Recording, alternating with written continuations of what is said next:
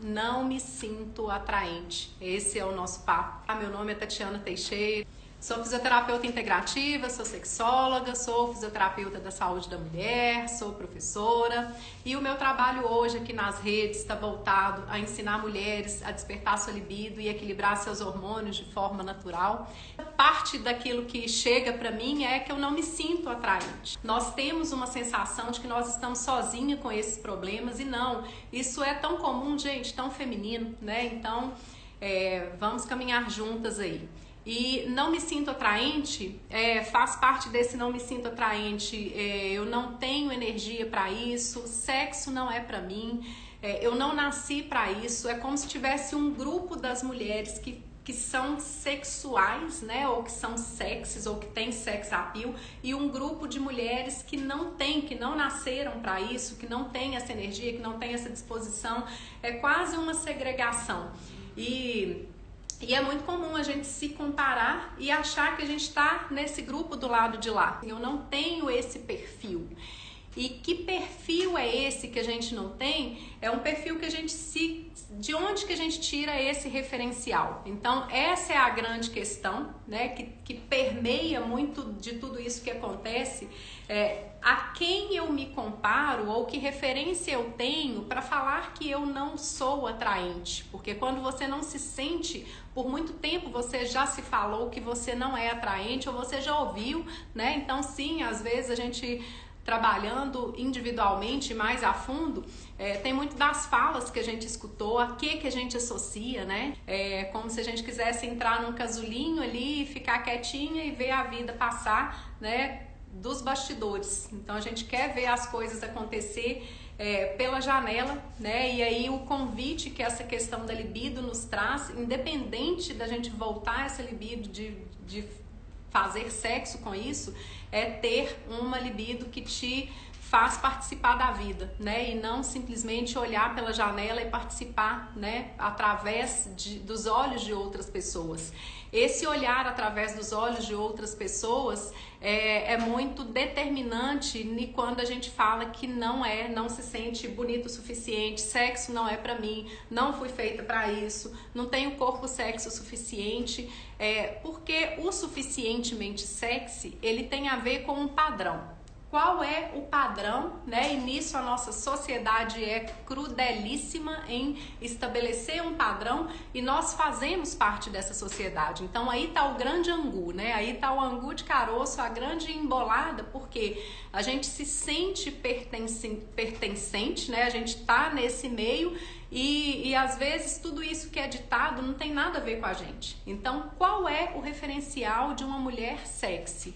É uma mulher que é perfeita, né? Perfeita em um modelo de magreza, né? Ela tem que ser magra, mas não pode ser magra demais, porque se ela for magra demais, ela é uma tábua seca, né? Então, não é isso. Ela tem que ser magra, mas ela tem que ter peito, né? E o peito não pode estar caído, ela tem que ter um peito em pé, ela tem que ter uma bunda que não é uma bunda enorme demais, mas é uma bunda suficientemente empinada, né? Para ela se sentir, para ela vestir dentro de uma roupa, para ela chamar a atenção, né? E eu quero chamar a atenção aqui de vocês, já ir pensando assim, de quem a gente quer chamar a atenção, né? A quem a gente quer atrair. E tem um tipo de cabelo, né? Então tem um padrão de cabelo liso, um padrão de cabelo louro, né? Então tem a loura boazuda, né? E tem a morena boazuda. Então existe esse perfil. E comparando com esse perfil perfeito, né? Que não pode ter nada sobrando, nada dobrando, se a gente tá fora, a gente não se sente sexy o suficiente. A comparação, né, Kelly, derruba qualquer autoestima, porque quando a gente se compara, normalmente a gente se compara para perder. Olha só que cruel, gente, a gente compara para perder, a gente imagina, a gente fantasia para perder, a gente não compara para ganhar, né? E na verdade não tá uma questão de ganhar ou perder, está uma questão de retomar o que é, né, essa autoimagem, o que é essa autoestima. A gente está se vendo por lupas e por lentes deturpadas, né? Estamos míopes na nossa visão, porque a gente tem realmente um transtorno de imagem, né? Isso é bem sério, bem presente na nossa, né? Na nossa vida, na nossa cultura, na nossa sociedade ocidental. E a gente tem esses padrões, né?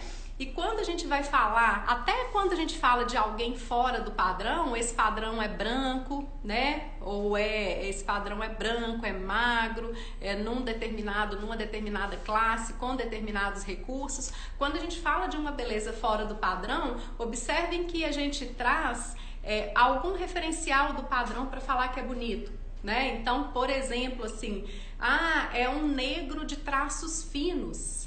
Né? Onde que tá o traço fino? Assim, o traço fino tá trazendo alguma coisa que vai encaixar nesse padrão, né? E o traço africano, por exemplo, é um traço que é como é, né? Então o fato de ser, não é que ser grosso ou ser fino é diferente, né? É diferente, né? Não é o que é certo, o que é errado, o que é mais bonito.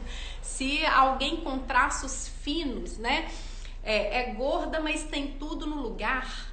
Então, assim, o cabelo é anelado, mas a raiz é lisa, né? Então, é tudo muito sutil. Quando a gente põe um mais, a gente invalidou aquele resto.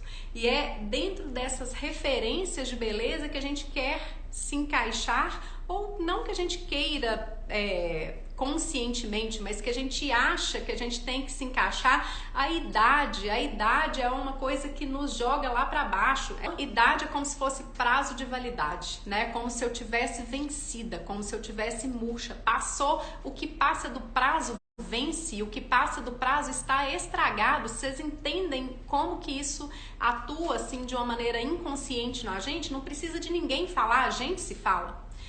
Então, quando a gente se sente velha, né, e velha pode ser a partir dos 40, dos 45, dos 50, dos 70, e na verdade isso a gente está com mais idade, mas não quer dizer que a gente tem que estar pior.